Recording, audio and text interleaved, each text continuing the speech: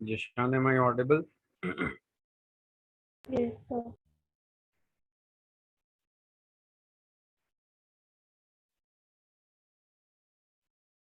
Arlene, am I audible? Yes, sir. आपकी आवाज like कर रही है आलिन. What, sir? Okay okay. अभी सारे स्टूडेंट्स ज्वाइन कर रहे हैं, फिर स्टार्ट कर रहे हैं हम लोग. ठीक है.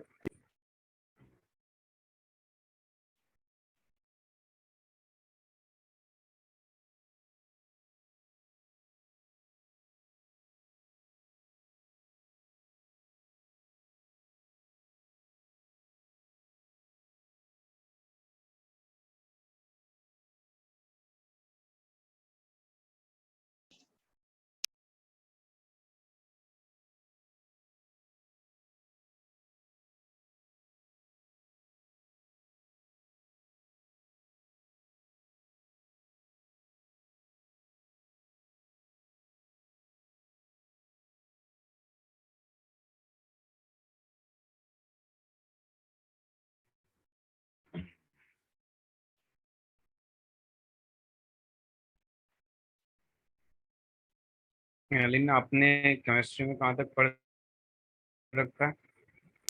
Sir, voice is cut. Like it's not clear. ये आवाज थोड़ी डिस्टर्ब आ रही है.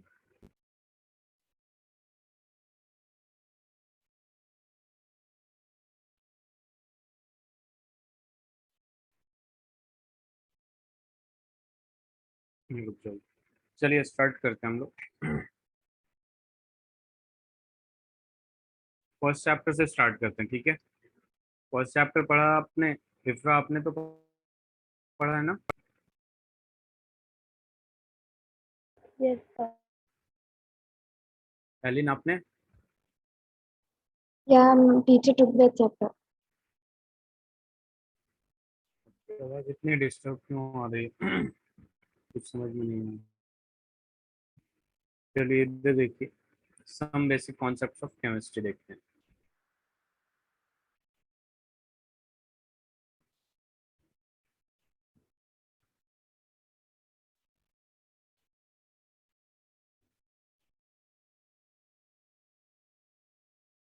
देखिए, हमें पता है कि केमिस्ट्री जो है अपने डे टू डे लाइफ में काफ़ी ज़्यादा इम्पॉर्टेंट है.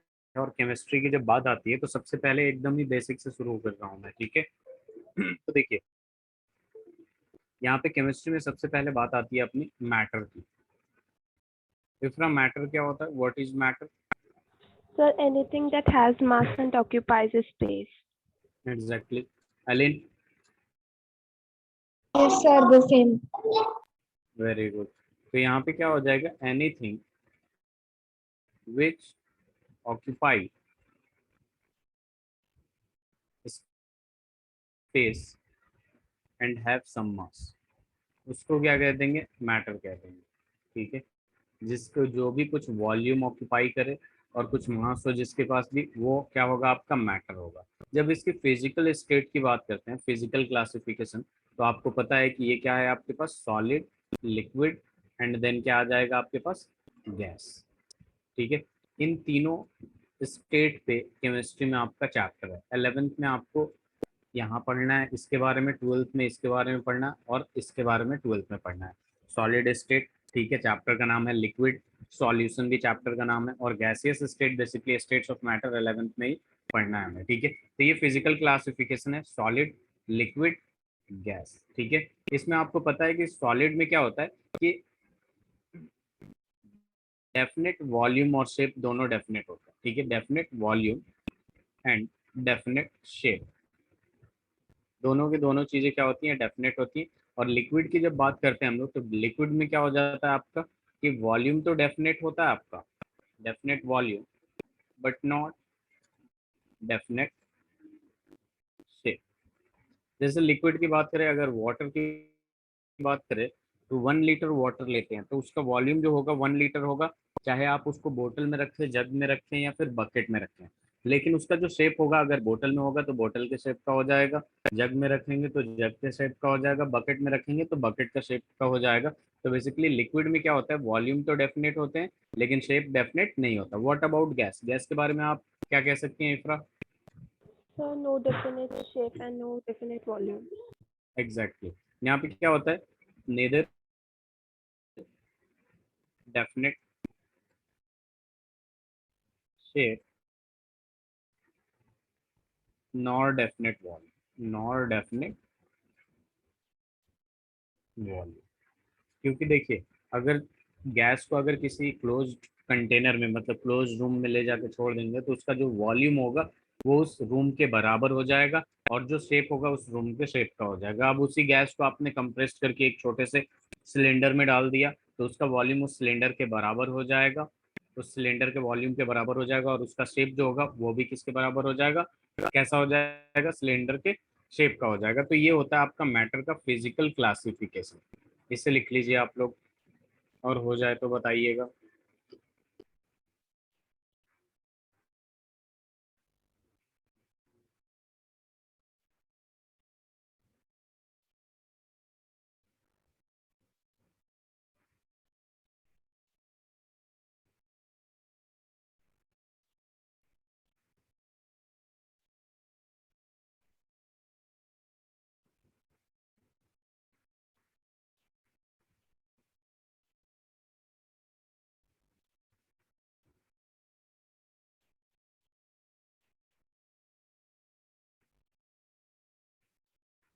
So written. हो गया एलिन, आपसे हो गया? So done. Very good. अब देखिए जरा यहाँ पे मैटर की जब केमिकल क्लासिफिकेशन करते हैं, एक मिनट रुकिए, आवाज। Yes sir. आपने केमिस्ट्री में क्या क्या पढ़ लिया? केमिस्ट्री में अभी चैप्टर 12 चल रहा है। चैप्टर 12, और स्टार्टिंग का हाँ, पढ़ लिया आपने? फर्स्ट सेकंड वो third? Some basic. Concept of chemistry. हाँ, बस थोड़ा पढ़ा था उसका। ओके, इसका स्क्रीनशॉट ले हाँ, ले रहा हूँ। लीजिए। हो गया। हाँ, ले लिया ले लिया। अब देखिए यहाँ पे ये बेसिकली हमने क्या किया था, फर्स्ट फिजिकल क्लासिफिकेशन किया था। तो मैटर को हाँ तो ये तो 9th क्लास में डेफिनेशन देखा हुआ है सब, ठीक हाँ है। Solid, liquid, gas. सॉलिड में क्या होता है, डेफिनेट वॉल्यूम का शेप होता है। लिक्विड में डेफिनेट वॉल्यूम तो होता है लेकिन शेप अलग अलग होता है, जिस हाँ कंटेनर में डालेंगे उस कंटेनर के शेप का हो जाएगा। और गैस में हाँ क्या होगा, neither definite volume not definite shape. अब केमिकल हाँ। क्लासिफिकेशन देखेंगे हम लोग। तो मैटर को दो पार्ट में डिवाइड किया गया है, ठीक है। एक होता है आपके पास मिक्सचर्स, और दूसरा आ जाता है आपके पास प्योर सब्सटेंसेस। Pure substance. तो यहाँ देखिए, मिक्सचर की जब बात करते हैं, ठीक है, दो तीन चीजों को मिक्स कर देना इन एनी प्रोपोर्शन, उसको हम मिक्सचर कहते हैं, ठीक है। मिक्सचर क्या होता है, दो या दो से ज्यादा चीजों को मिक्स कर देना इन एनी प्रोपोर्शन, उसको मिक्सचर कहते हैं। और मिक्सचर दो टाइप के होते हैं, एक होता है आपका होमोजीनियस मिक्सचर, और दूसरा जो होता है आपका हेट्रोजीनियस मिक्सचर। Heterogeneous mixture. और वहीं पे हम लोग बात करें प्योर सब्सटेंसेस की, तो ये दो टाइप का होता है। एक आता है आपके पास एलिमेंट, और दूसरा आ जाता है आपके पास कंपाउंड। और मॉलिक्यूल भी इसी में ले लेते हैं, ठीक है, वो बाद में बात करेंगे। पहले इस हाँ। चार्ट को बनाइए, फिर एक एक पॉइंट को मैं डिस्कस करता हूँ, इजिली समझ में आ जाएगा।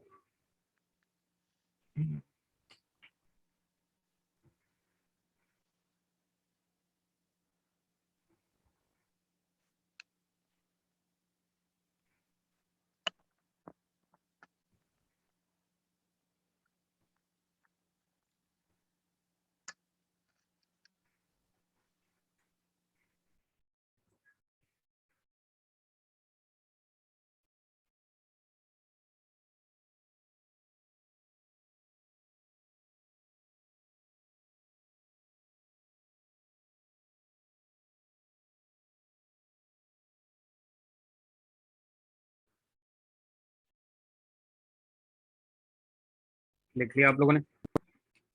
Yes, sir. सर मैं स्क्रीनशॉट ले लिया हूँ। ओके, हाँ एलिन लिख लिया आप लोगों ने? Yes, sir.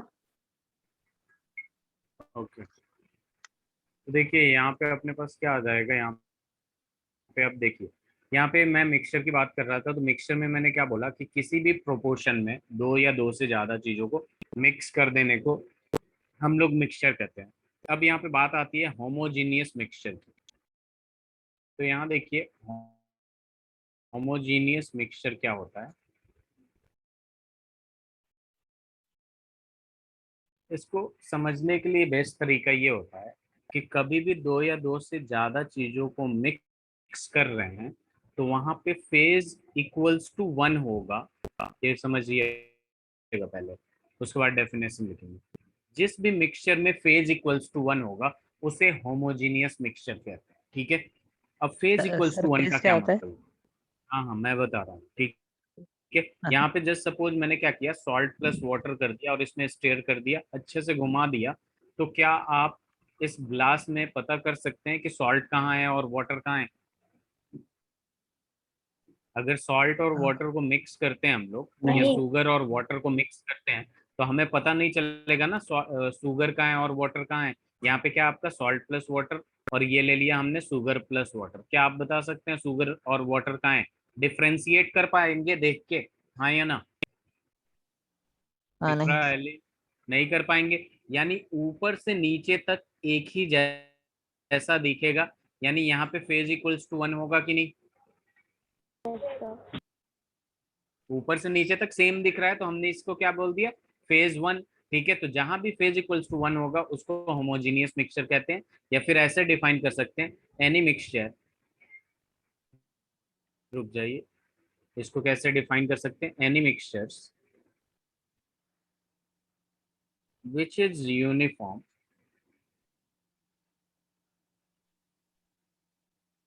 थ्रू आउट, मतलब ऊपर से नीचे तक एक जैसा ही हो, उसे क्या कहेंगे, होमोजीनियस मिक्सचर कहेंगे। वही बात हेट्रोजीनियस मिक्सचर की आती है।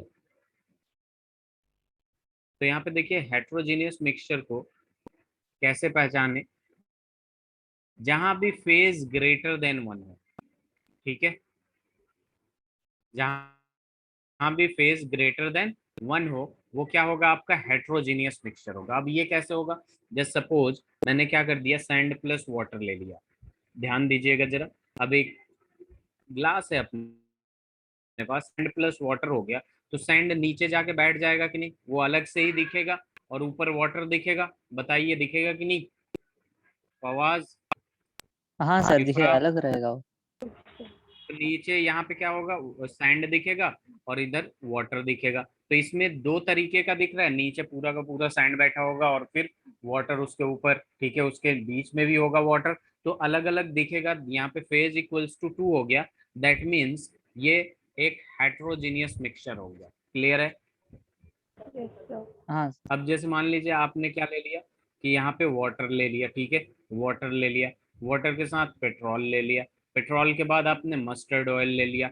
अब इन सारे लिक्विड्स के अलग अलग डेंसिटी होंगे, तो वो उसी के हिसाब से ऊपर ऊपर नीचे नीचे आएगा कि नहीं? जैसे वाटर का डेंसिटी से कम अगर ये मस्टर्ड ऑयल का है तो वो उसके ऊपर आएगा, ठीक है, पेट्रोल का उससे कम है तो वो उसके ऊपर आएगा। तो पता चल जाएगा ना, यहाँ से यहाँ तक वाटर है, यहाँ से यहाँ तक मस्टर्ड ऑयल है, यहाँ से यहाँ तक पेट्रोल है, तो यहाँ पे फेज इक्वल्स टू थ्री आ जाएगा कि नहीं? और फेज इक्वल्स टू हाँ, थ्री, यानी ये जो तीनों चीज का मिक्सचर है जो हमने ये मिक्सचर बनाया है, ये हेट्रोजीनियस होगा कि नहीं? इफ्रा, हाँ। Aleen, Yes, sir. Sir It Fawad, will जिसका be heterogeneous. It will not mix with each other. हाँ, फवाद आप क्या कह रहे हैं? सर जिसका डेंसिटी कम होगा वो नीचे जाएगा। नहीं, जिसका डेंसिटी कम होगा वो ऊपर रहेगा ना, अच्छा। जिसका डेंसिटी कम होगा वो ऊपर रहेगा। हाँ, आपने क्लास 9 में पढ़ा होगा ना आर्किमेडीज प्रिंसिपल में, हाँ उसमें सर। बताया गया है कि जिसका डेंसिटी कम होता है वो ऊपर फ्लोट करता है, जिसका ज्यादा होता है वो नीचे चला जाता है। याद आया? तो हाँ सर, बेसिकली याद यहाँ आया। पे इससे कोई मतलब नहीं है कि ऊपर नीचे, ठीक है। अगर इसका डेंसिटी डिफरेंस है तो ऊपर नीचे तो आएगा ही, हाँ अलग अलग आएगा ना। हाँ अलग Yes, हो sir. जाए। ये बात क्लियर है कि नहीं इफ्रा? हाँ Yes, तो sir. Clear. तो हेट्रोजीनियस मिक्सचर को पहचानने का तरीका ये है, फेज ग्रेटर देन वन हो तो heterogeneous, phase equals to one हो तो होमोजीनियस। अब इसका डेफिनेशन ऐसे ही लिख सकते हैं, any mixture which is non uniform through out, उसे क्या कह देंगे? Heterogeneous. Any mixture which is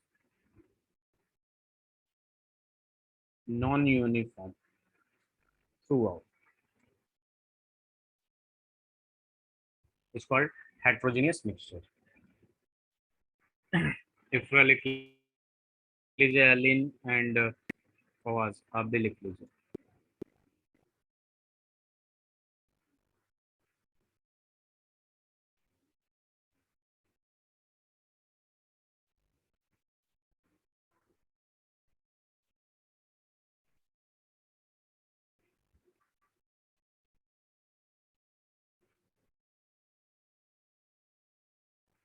Sir, written. Sir, done. Very good, very good. एक minute hold on please. Fawaz, चल आगे बढ़ते हैं। तो देखिए, यहाँ पे एक चीज तो तय हो गया, आप लोगों को पता चल गया कि मैटर को दो पार्ट में क्लासिफाई किया गया है, mixture and pure substances. Mixture को मैंने क्या बोला? मिक्स इन एनी प्रोपोर्शन, उसे मिक्सचर कहेंगे। मिक्स इन एनी प्रोपोर्शन, उसको हम लोग मिक्सचर कहेंगे। जैसे मान लीजिए 1 लीटर वाटर में आपने चाहा तो हाफ के जी शुगर मिला दिया, 2.5 kg शुगर मिला दिया, जितना चाहा उतना मिला दिया, उसे मिक्सचर कहेंगे। और प्योर सब्सटेंसेस में क्या होता है? फिक्स्ड कंपोजिशन होता है। क्या होता है? फिक्स्ड कंपोजिशन होता है। बस यही फर्क होता है। यहाँ फिक्स्ड कंपोजिशन होता है प्योर सब्सटेंसेज में, और यहाँ एनी प्रोपोर्शन में मिक्सचर हो जाता है, तो उसे प्योर सब्सटेंस कहते हैं जब फिक्स्ड प्रोपोर्शन फिक्स्ड कंपोजिशन होता है। ठीक है। अब ये एलिमेंट क्या होता है? जो सिंगल टाइप ऑफ एटम से बने हो, जो सिंगल टाइप ऑफ एटम से बने हो, उसे हम कहते हैं एलिमेंट। जैसे आपने पीरियोडिक टेबल में सारे के सारे एलिमेंट्स क्या है? एलिमेंट्स ही हैं, hydrogen, helium, lithium, beryllium, boron, carbon, nitrogen. अब कंपाउंड क्या होता है? जब टू और मोर डिफरेंट एलिमेंट्स कंबाइन, जब दो या दो से ज्यादा एलिमेंट्स, डिफरेंट एलिमेंट कंबाइन होते हैं, तब कंपाउंड का फॉर्मेशन होता है। एज फॉर एग्जांपल H2O ले लीजिए, CaCO3 ले लीजिए, आप लोग H2SO4 ले लीजिए, सल्फ्यूरिक एसिड, ठीक है, हाइड्रोजन क्लोराइड ले लीजिए, HCl। ये सारे के सारे क्या हो जाएंगे? कंपाउंड हो जाएंगे। और एलिमेंट तो पता ही है, एलिमेंट का हाइड्रोजन, हीलियम, लिथियम कुछ भी ले सकते हैं। ये बात समझ में आई आप लोगों को?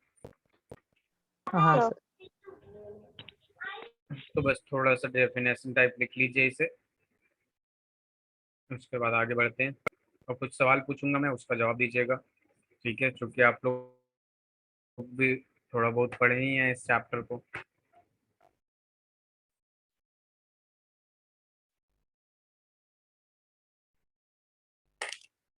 ऐसा यूनिट समझ में आता है? फिजिक्स पढ़ा आप लोगों ने?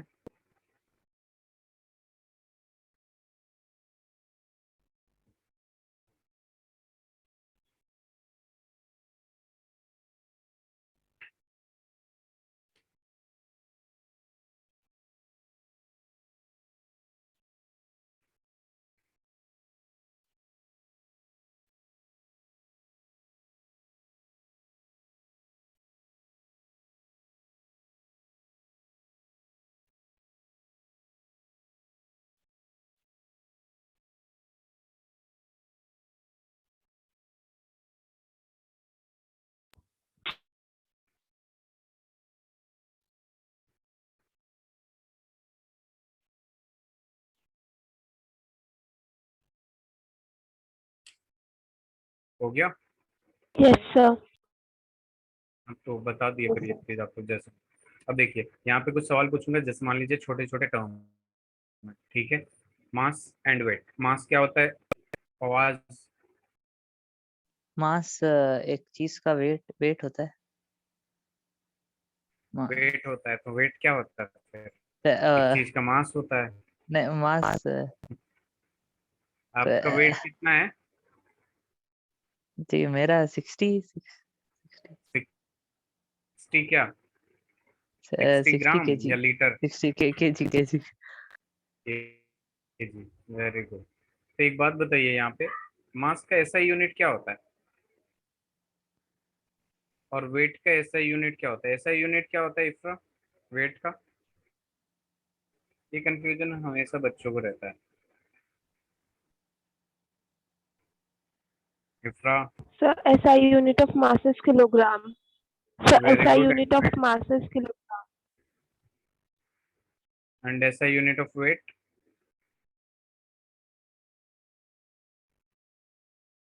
एलिन।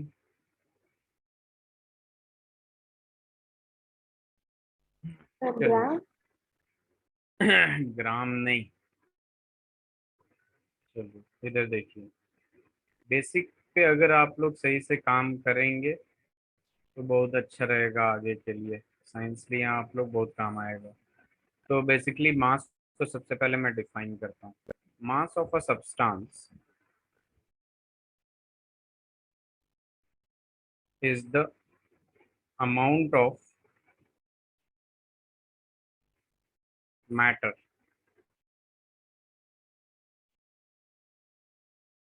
Present in it.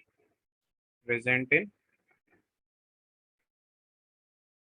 जितना भी मैटर कंटेंड है किसी भी सब्सटेंस में, उसी को मास कहते हैं। और इसका ऐसा यूनिट बिल्कुल सही बताया था आप लोगों ने कि ऐसा यूनिट इज केजी, किलोग्राम।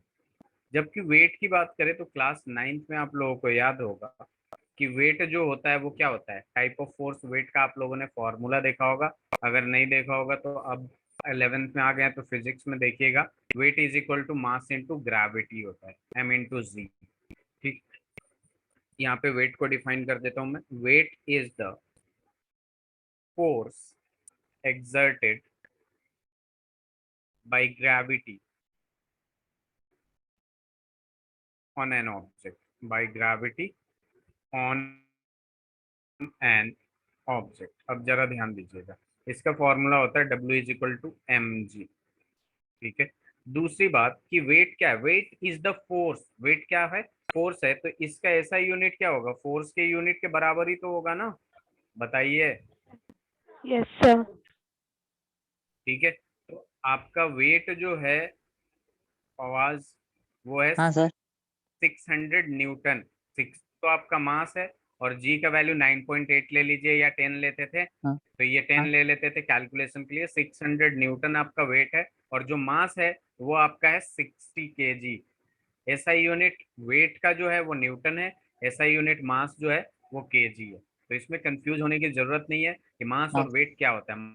मास जो होता है आपका amount of matter contained in an substance, contained in substance. ठीक है। और यहाँ पे जो बेसिकली वेट जो है वो टाइप ऑफ फोर्स है जो ग्रेविटी अपने तरफ खींचती है। ठीक है। लेकिन एक बात हमेशा ध्यान में रखिएगा कि केमिस्ट्री में मास और वेट को हम सेम लेते हैं। मॉलिक्यूलर वेट बोले या मॉलिक्यूलर मास बोले या वेट बोले, केमिस्ट्री में हम क्या लेते हैं, मास ही समझते हैं। ये डिफरेंस जो होता है वो फिजिक्स में इंपॉर्टेंट होता है। क्लियर है? मॉलिक्यूलर वेट बोले या मॉलिक्यूलर मास बोले, बात मास की ही होती है। इसे लिख लीजिए आप लोग।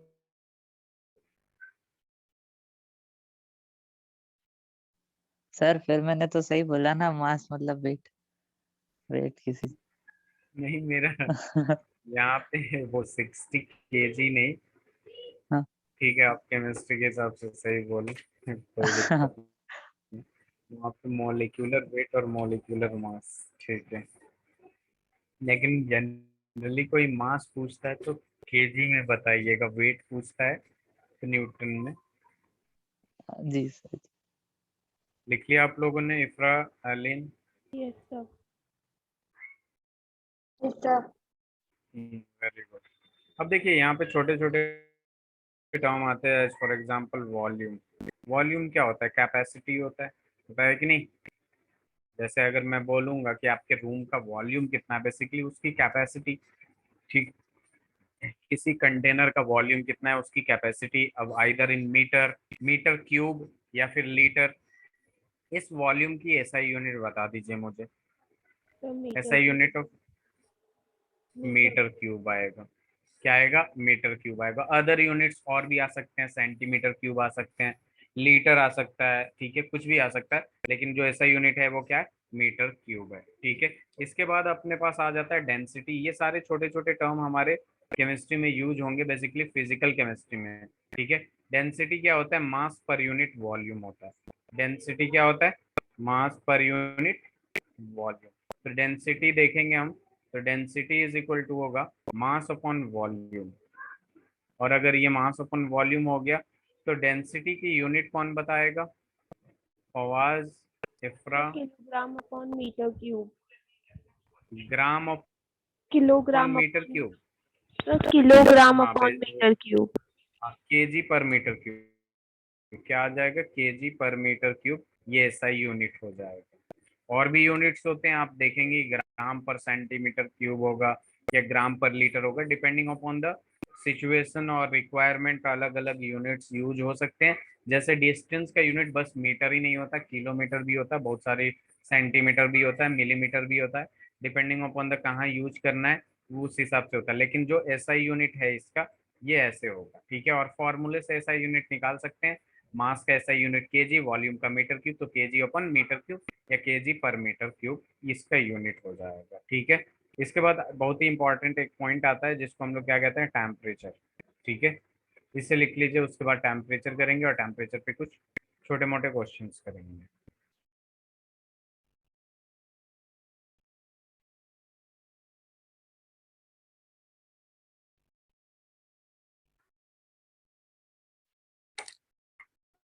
Sir written. So done. Done, very good. तो देखिए बेसिकली यहाँ पे अपने पास क्या आता है? टेम्परेचर आता है। और टेम्परेचर जो होता है ये मेजरमेंट ऑफ हॉटनेस और कोल्डनेस होता है, ठीक है। हम क्या लिख सकते हैं कि टेम्परेचर को मेजरमेंट ऑफ हॉटनेस और कोल्डनेस। और इसका जो एसआई यूनिट होता है कौन बताएगा? So Kelvin. केल्विन, ठीक है। यहाँ पे एसआई यूनिट क्या होता है? केल्विन होता है, ठीक है।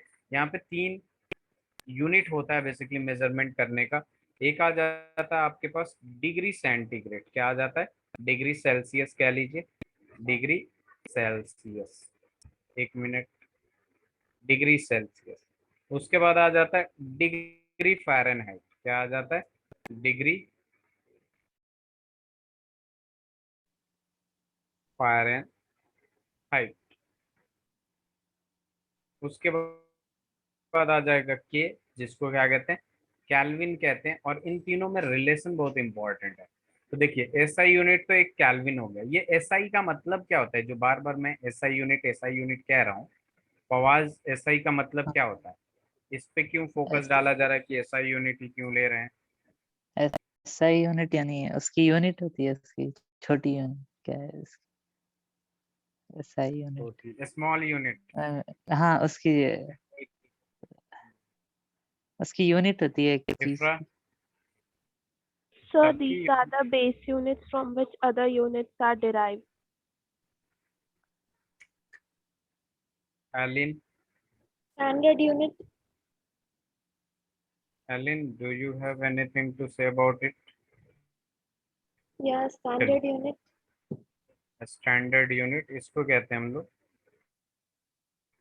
सिस्टम में इंटरनेशनल। क्या कहते हैं? सिस्टम में इंटरनेशनल। अगर आप लोग ध्यान दिए होंगे तो अलग अलग कंट्री में, ठीक है, अलग अलग यूनिट्स यूज होते हैं, ठीक है। जैसे अगर हमें मास, अगर कोई भी चीज मास, किसी भी ऑब्जेक्ट का मास लेना हो ना, हम केजी में ही लेते हैं, जनरली लेते हैं कि नहीं? इफ्रा, फवाज, Yes. अलीन, आप हाँ लोगों ने देखा होगा कि WWE जो भी लिखा जाता है वो किस में, वेट किस में लिखा जाता है? पाउंड्स में लिखा जाता है। वेट जो होता है, मास जो होता है, वो पाउंड्स में रहता है कि नहीं? हाँ अरे आप लोगों ने देखा है कि नहीं कभी? WWE देखा तो वही होगा हाँ, इसका बचपन में भी। देखा देखिए बेसिकली बचपन में तो देख, बचपन अभी भी बचपना ही है। बड़े था। हो हाँ गए हैं क्या आप? फवाद? 11th आ गए। अच्छा, बड़े हो गए। 11th आ गया, सीनियर हो गए आप, है ना? हाँ, सीनियर अरे सेकेंडरी नहीं नहीं स्कूल। चलिए इधर देखिए, नहीं। बेसिकली ये क्या होता है, सिस्टम है international.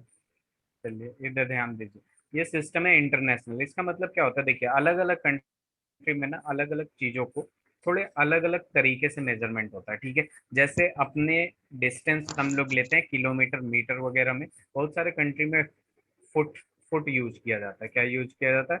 Foot. 1 foot, 2 foot, 3 foot, 5 foot ऐसे यूज किया जाता है। तो बेसिकली ये सिस्टम है इंटरनेशनल इसलिए बनाया गया, इसका मतलब जब अलग अलग कंट्री के एक जगह साइंटिस्ट बैठेंगे तो एक कॉमन यूनिट में बात करेंगे ताकि सबको समझ में आए। समझ आई बात?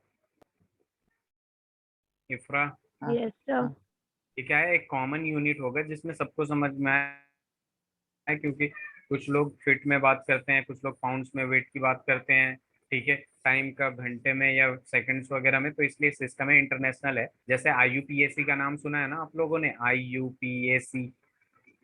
वहाँ पे क्या हाँ होता है, ऑर्गेनिक कंपाउंड्स नोमेनक्लेचर, केमिस्ट्री से रिलेटेड होता है। आईयूपीएपी फिजिक्स से रिलेटेड होता है। तो वहाँ पे जब यूनिट में बात होता है, अलग अलग कंट्री के साइंटिस्ट बैठते हैं, तो वो एसआई सिस्टम में बात करते हैं ताकि सबको समझ में आए। तो ये होता है एसआई यूनिट। अब देखिए यहाँ पे आते हैं डिग्री सेंटीग्रेड। ये अलग अलग यूनिट है किसके, टेम्परेचर का। अब इसे लिख लीजिए, इसका रिलेशन बता के मैं कुछ क्वेश्चन करवाऊंगा आप लोगों से।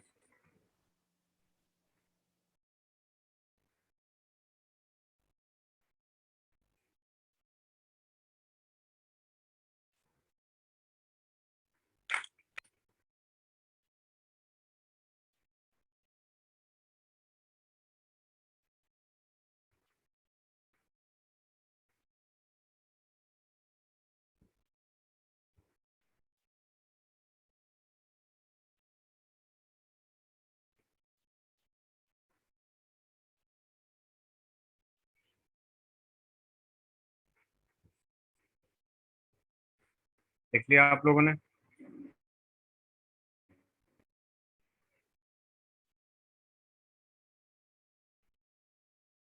Yes, sir. Aleen, Fawaz? Yes, sir. हाँ चलिए सर। फवाज, चलिए देखिए यहाँ पे जब भी केल्विन में चेंज करना हो, डिग्री सेंटीग्रेड में 273 ऐड कर दीजिएगा तो वो केल्विन में चेंज हो जाएगा। और जब भी डिग्री सेंटीग्रेड में चेंज करना हो तो जितना केल्विन गिवन है उसमें से 273 माइनस कर दीजिएगा तो डिग्री सेंटीग्रेड में हो जाएगा, ठीक है। जस्ट सपोज अपने को दे दिया यहाँ पे 473 केल्विन, और इसको चेंज करना है डिग्री सेंटीग्रेड में, तो degree centigrade is equal to जितना भी केल्विन दिया है आपको उसको 273 से माइनस कर दीजिएगा तो ये डिग्री सेंटीग्रेड आ जाएगा। अगर आपको दे दिया 25 डिग्री सेंटीग्रेड और इसको चेंज करना है केल्विन में, तो देखिए कैसे करेंगे हम लोग। केल्विन इज इक्वल टू क्या हो जाएगा, जितना डिग्री सेंटीग्रेड दे रखा है उसमें 273 ऐड कर देंगे तो ये केल्विन में चेंज हो जाएगा 298 केल्विन। समझ में आई बात? हाँ सर। हाँ Yes, sir. इसे लिख लीजिए।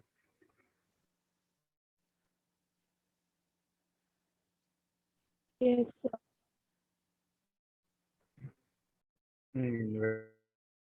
वेरी गुड, लिख लिया आप लोगों ने?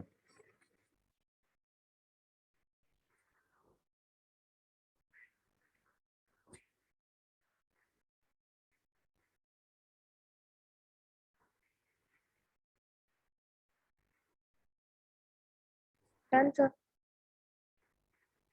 डन। इफ्रा,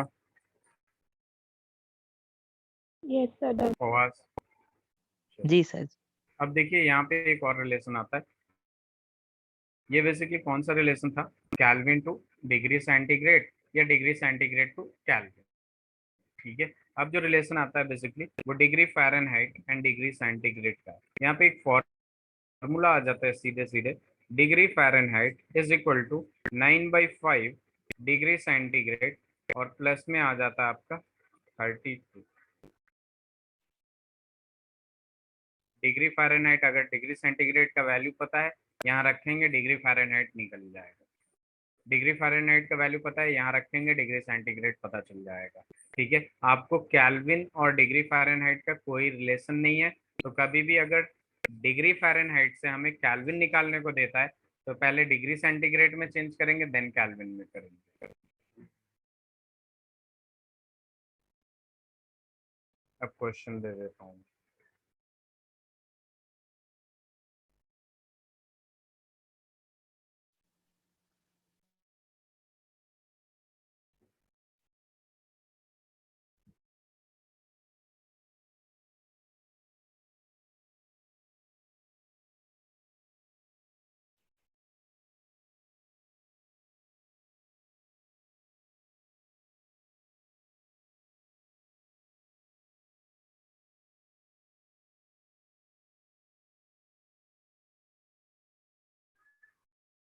ये क्वेश्चन लिख लीजिए तो बताइए।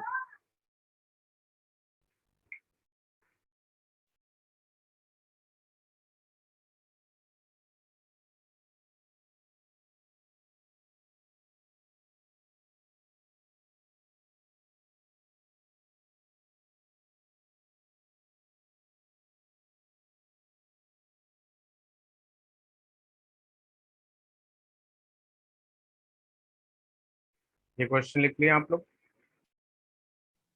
हाँ सर, लिख लिया। इफ्रा, Yes, sir. चलिए वो क्वेश्चन सॉल्व करिए, अब दूसरा वाला क्वेश्चन लेता हूँ।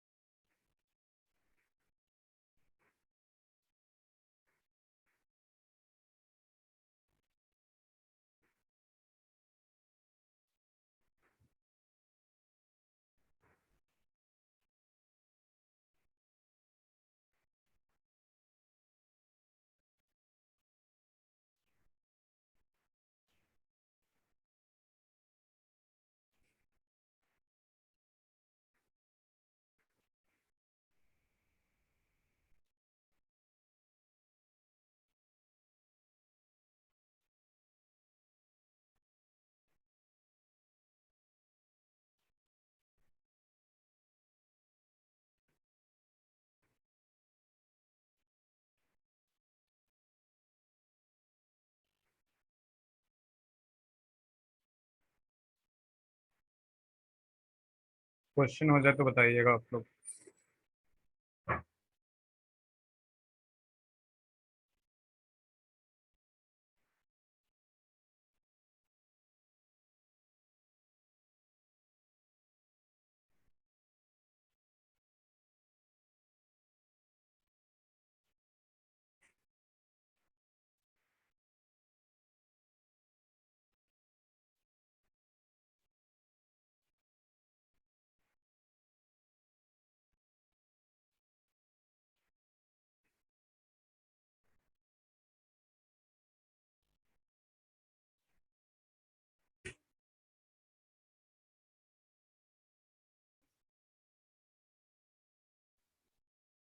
पहला हो गया।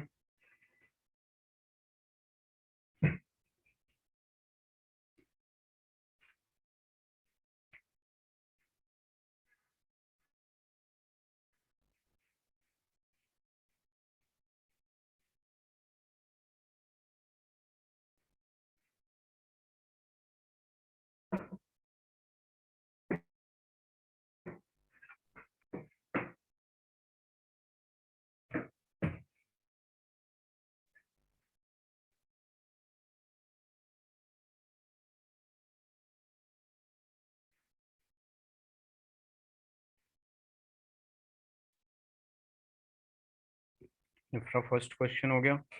Yes. इसका आंसर क्या है? एक मिनट रुक जाए अलीन, आपका फवाज। हाँ जी सर। A का फर्स्ट वाला। हाँ हाँ, फर्स्ट हो गया। कितना हुआ A का? Sir, 100 एक Celsius. 100 degree centigrade. यहाँ पे कितना हुआ एलेन? आवाज आप बताओ। सर माइनस कितना? 273। 273। हाँ हाँ, ये कितना आएगा? -273 डिग्री सेंटीग्रेड आएगा ना। इफ्रा आपका कितना आया है? Sir, -273. बिल्कुल सही। जब भी कैल्विन में चेंज, डिग्री सेंटीग्रेड में चेंज करना हो तो कैल्विन -273 करेंगे। कैल्विन 0 दे रखा है तो 273, तो ये कितना हो जाएगा ये बताइए? Sir, 25 degree centigrade, 27 degree centigrade. Aleen इसमें सारा क्लियर है? अगर नहीं है तो पूछ लीजिए, क्या आप, मैं दोबारा बता दूंगा। clear, sir. आवाज, वेरी गुड। स्लाइड चेंज करते हैं, इधर आते हैं। इसका पहले का आंसर बताइए फवाज। जी, इसका नहीं, इसका मैं कर रहा था 50। चेक करिए जरा। 323 केल्विन। Very good. जी सर। 323 केल्विन। एलिन आप बी वाला बताइए पहले।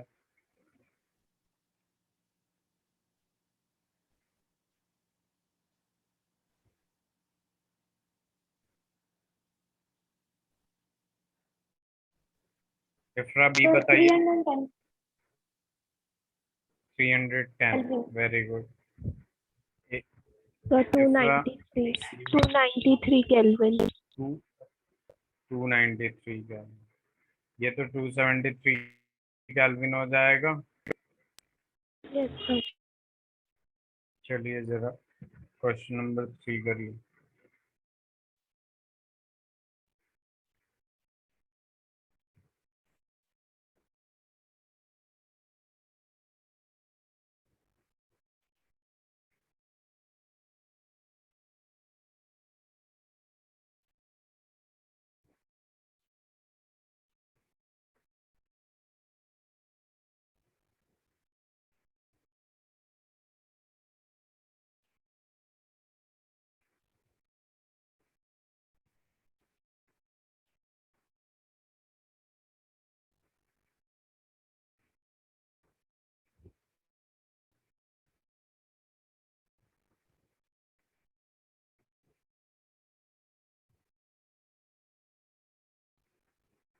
ए वाले का आया?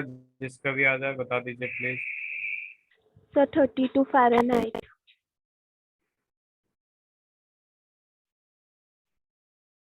इफ्रा आपने बताया?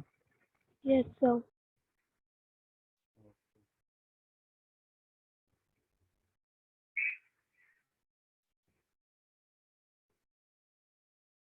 फवाज। सर इसका फॉर्मूला बताएंगे सर? फॉर्मूला क्या? फॉर्मूला तो मैंने लिखवाया था ना, देखिए। हाँ इसका वो। डायरेक्ट कोई फॉर्मूला नहीं है, ये कैल्विन से डिग्री हाँ फ़ारेनहाइट में करना है, डायरेक्ट कोई हाँ फॉर्मूला नहीं है। तो हम क्या सर करेंगे, इसका। कैल्विन से पहले सेल्सियस में करेंगे। और सेल्सियस और डिग्री फ़ारेनहाइट का फॉर्मूला मैंने लिखवाया था ना। हाँ हाँ degree Fahrenheit is equal to 9/5 degree centigrade plus 32। जल्दी करिए जरा, हाँ ये यूज करिए। पहले डिग्री सेल्सियस में चेंज करिए, देन ये चेंज होगा।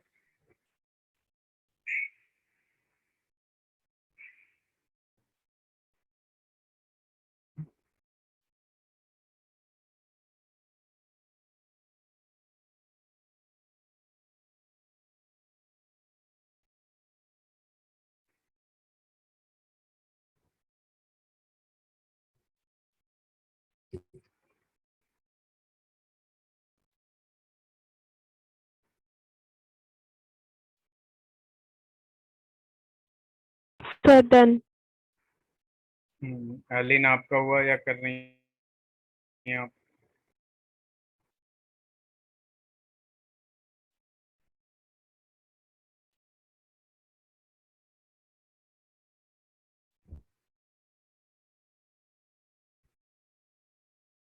Fawaz. Sir, it is 32.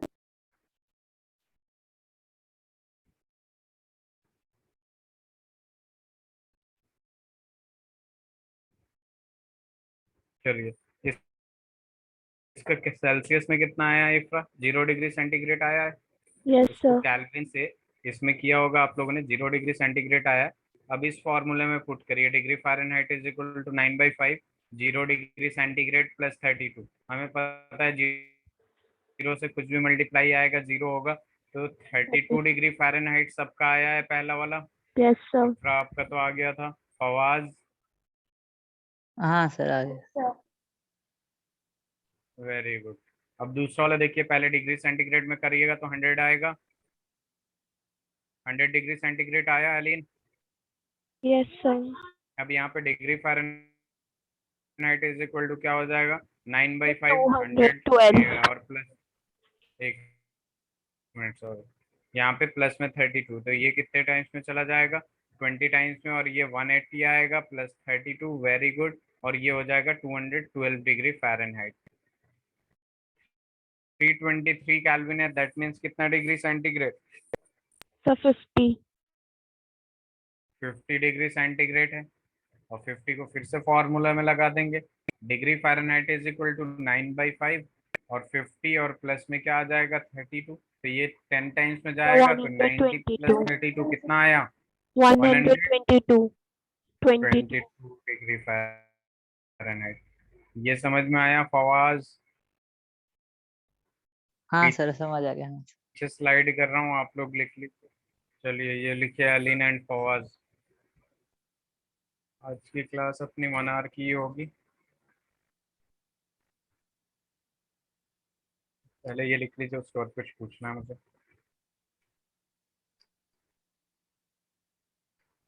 Sir, done, sir.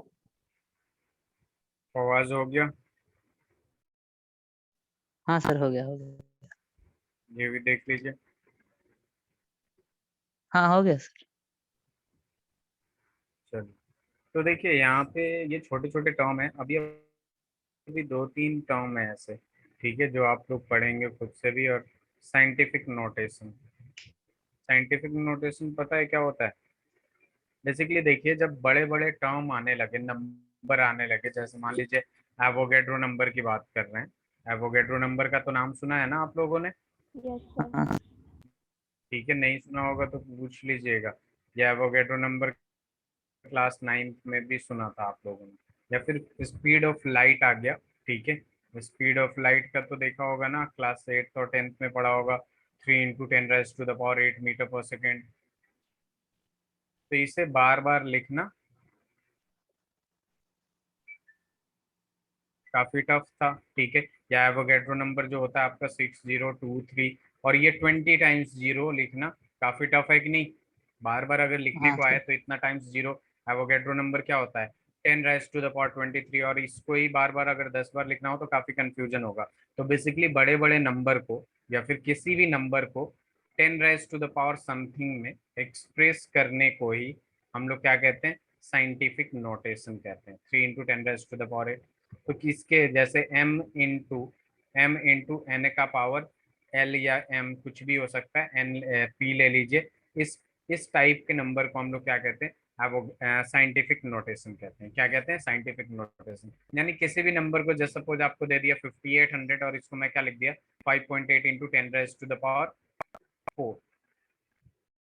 Sorry 3, 5.8 into 10⁻3।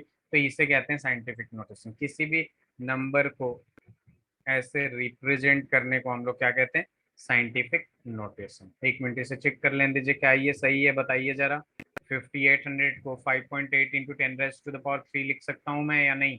Check हाँ सर लिख सकते। करके बताइए हाँ या नहीं। Yes, if sir. आप भी चेक करिए।